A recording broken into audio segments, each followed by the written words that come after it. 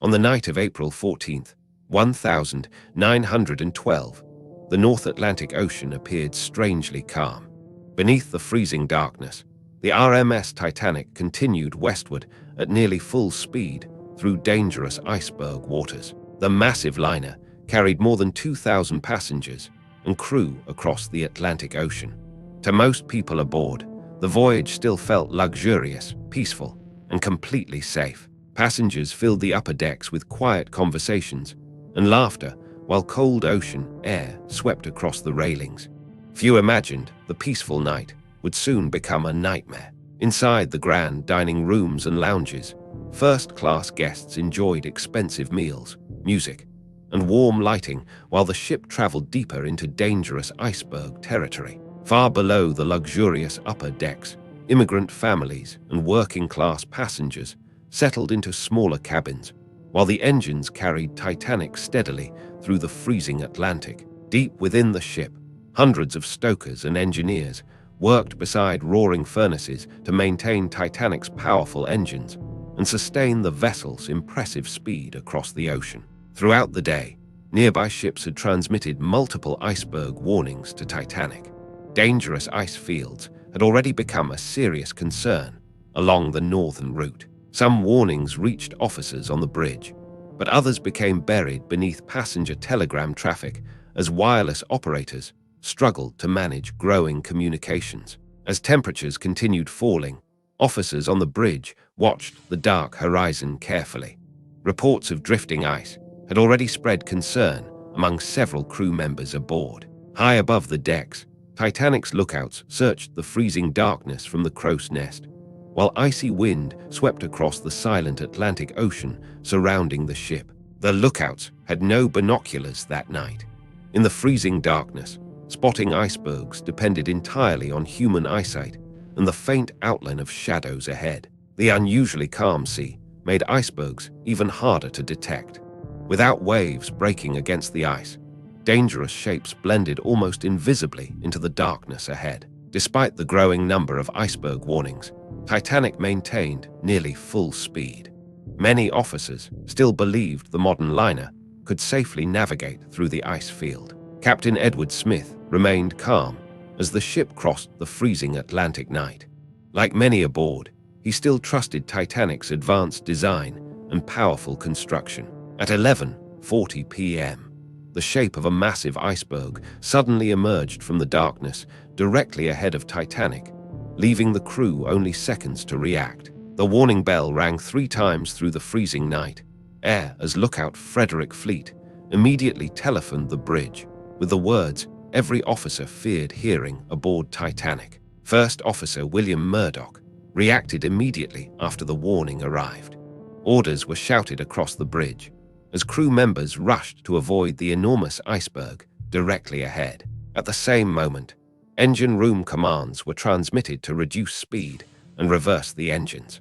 Titanic began turning, but the giant liner responded far too slowly. Moments later, the starboard side of Titanic scraped across the iceberg. The impact did not feel catastrophic, but below the surface, the damage was already fatal. Some passengers barely noticed the collision at all. Others stepped onto the decks to examine pieces of ice that had fallen from the iceberg onto the ship. Deep below the waterline, freezing Atlantic seawater poured violently into multiple forward compartments as Titanic's damaged hull began flooding faster than expected. Engineers and stokers inside the lower boiler rooms suddenly heard roaring water rushing into the ship. Within minutes, crew members realized several compartments were flooding. Ship designer Thomas Andrews personally inspected the damaged compartments, while crew members carried lamps through flooding corridors deep inside the wounded ocean liner. After completing his inspection, Thomas Andrews delivered the devastating conclusion to Captain Smith. Titanic had suffered too much damage and would eventually sink beneath the Atlantic. The realization spread slowly across the bridge. The largest passenger ship in the world, believed by many to be nearly unsinkable, now had only hours remaining. Crew members quietly began uncovering the lifeboats, while many passengers still remained unaware of the true danger developing beneath the calm surface of the Atlantic Ocean. Passengers stepping onto the decks noticed unusual activity among the crew. Although some sensed growing tension, many still believed the situation was only precautionary. Far below the upper decks, confusion spread among third-class passengers as rumors traveled through crowded corridors while crew members attempted to organize evacuation procedures. Inside the wireless room, operators began transmitting urgent distress calls across the North Atlantic as Titanic's crew desperately searched for nearby ships capable of rescue. As freezing seawater continued flooding the forward compartments, Titanic slowly began tilting downward at the bow, while the dark Atlantic remained eerily calm around the ship. As the ship continued to settle into the Atlantic, crew members rushed across the deck uncovering lifeboats, while passengers gathered in growing confusion, uncertain about the seriousness of the situation unfolding around them. Officers began organizing evacuation procedures, instructing women and children to board lifeboats, first as uncertainty turned into visible fear across the upper decks of the sinking ship. The first lifeboats were lowered into the dark Atlantic, carrying only a fraction of their capacity as they drifted away from the massive illuminated hull of Titanic. Many passengers hesitated to board the lifeboats, unable to accept that the enormous ocean liner beneath their feet was truly in danger of sinking into the Atlantic. Across the deck, confusion spread as more lifeboats were prepared.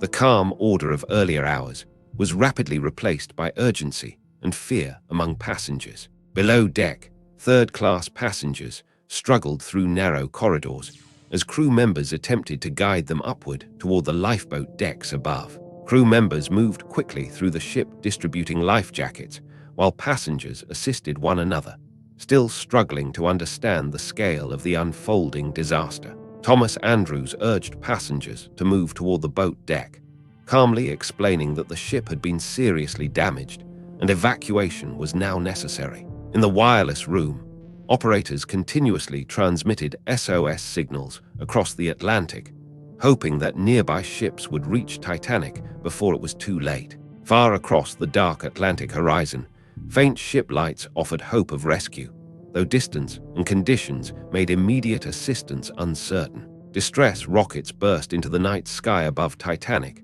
illuminating the freezing darkness as officers signaled desperately for any ship within range. The bow of Titanic continued sinking lower into the Atlantic, causing a noticeable tilt across the deck as lifeboats were lowered into the freezing water below. Deep inside the ship, engineers continued operating machinery for as long as possible, maintaining power while seawater steadily advanced through lower compartments. The ship's orchestra continued playing music on the upper deck as lifeboats departed, attempting to calm passengers while chaos slowly intensified around them. By now, Titanic's condition was unmistakable. The ship was steadily sinking into the Atlantic as lifeboats drifted away, carrying only a small portion of those aboard. As the bow of Titanic sank deeper into the Atlantic, the ship's tilt became more pronounced, forcing passengers to adjust their footing while lifeboats continued descending into the freezing sea below.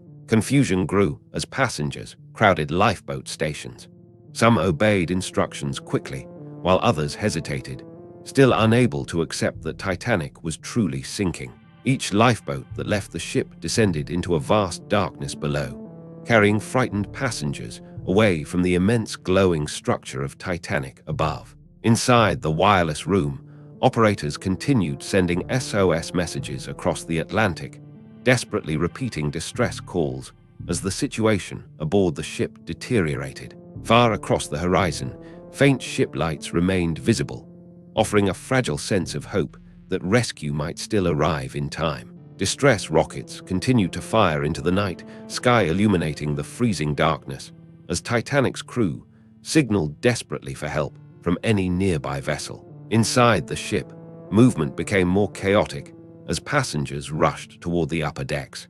The growing tilt and internal flooding made navigation increasingly difficult. Deep within the ship, engineers continued operating machinery for as long as possible, even as rising seawater began overtaking the lower boiler rooms. The orchestra continued playing music on the upper deck, maintaining order and calm as lifeboats lowered, and passengers slowly realized the severity of the disaster. The ship's angle increased steadily, lifting the stern higher above the ocean surface, while the bow continued to sink deeper into the Atlantic. As the tilt increased, passengers struggled to maintain balance on the sloping deck. Loose objects and equipment began sliding toward the lower sections of the ship. Water continued spreading through interior corridors, forcing passengers and crew to abandon lower sections and move upward toward the remaining accessible decks. The stern of Titanic rose higher into the night sky, creating a dramatic angle as the bow disappeared further beneath the Atlantic surface. With time running out, remaining lifeboats were prepared for launch as passengers gathered in desperation, realizing that not everyone would be able to escape. Titanic now stood at a severe angle, partially submerged, as lifeboats drifted away into the freezing darkness while the ship's final moments approached.